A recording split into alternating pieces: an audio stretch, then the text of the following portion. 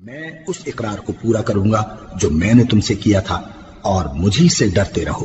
اور جو کتاب میں نے اپنے رسول محمد صلی اللہ علیہ وآلہ وسلم پر نازل کی ہے، جو تمہاری کتاب یعنی تورات کو سچا کہتی ہے، اس پر ایمان لاؤ اور اس سے منکر اول نہ بنو،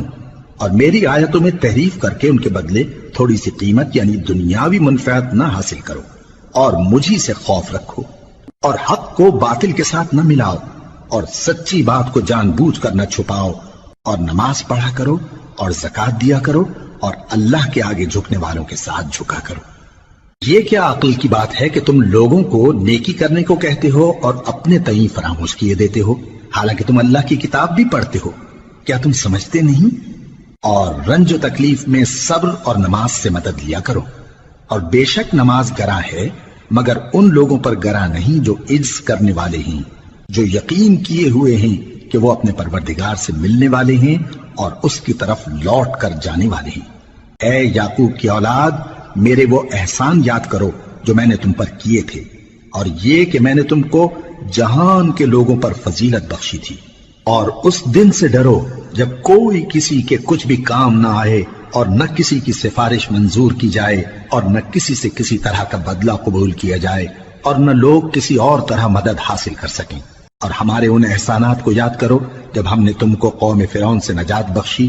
وہ لوگ تم کو بڑا دکھ دیتے تھے، تمہارے بیٹوں کو تو قتل کر ڈالتے تھے اور بیٹیوں کو زندہ رہنے دیتے تھے،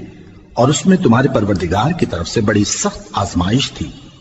اور جب ہم نے تمہارے لیے سمندر کو پھاڑ دیا، پھر تم کو تو نجات دی اور فرعون کی قوم کو غرق کر دیا، اور تم دیکھ رہے تھے۔ اور جب ہم نے موسیٰ سے 40 رات کا وعدہ کیا تو تم نے ان کے پیچھے بچڑے کو معبود مقرر کر لیا، اور تم ظلم کر رہے تھے۔ پھر اس کے بعد ہم نے تم کو معاف کر دیا تاکہ تم شکر کرو۔ اور جب ہم نے موسیٰ کو کتاب اور معجزے عنایت کیے تاکہ تم ہدایت حاصل کرو۔ اور جب موسیٰ نے اپنی قوم کے لوگوں سے کہا کہ بھائیو، تم نے بچڑے کو معبود ٹھہرانے میں اپنی جانوں پر ظلم کیا ہے، تو اپنے پیدا کرنے والے کے آگے توبہ کرو، پھر اپنوں کو قتل کرو، تمہارے خالق کے نزدیک تمہارے حق میں یہی بہتر ہے۔ پھر اس نے تمہارا قصور معاف کر دیا، وہ بے شک بڑا معاف کرنے والا ہے، بڑا مہربان ہے۔ اور جب تم نے موسیٰ سے کہا کہ موسیٰ، جب تک ہم اللہ کو سامنے نہ دیکھ لیں گے تم پر ایمان نہیں لائیں گے، تو تم کو بجلی نے آ گھیرا اور تم دیکھ رہے تھے۔ پھر موت آ جانے کے بعد ہم نے تم کو اثر نو زندہ کر دیا تاکہ احسان مانو۔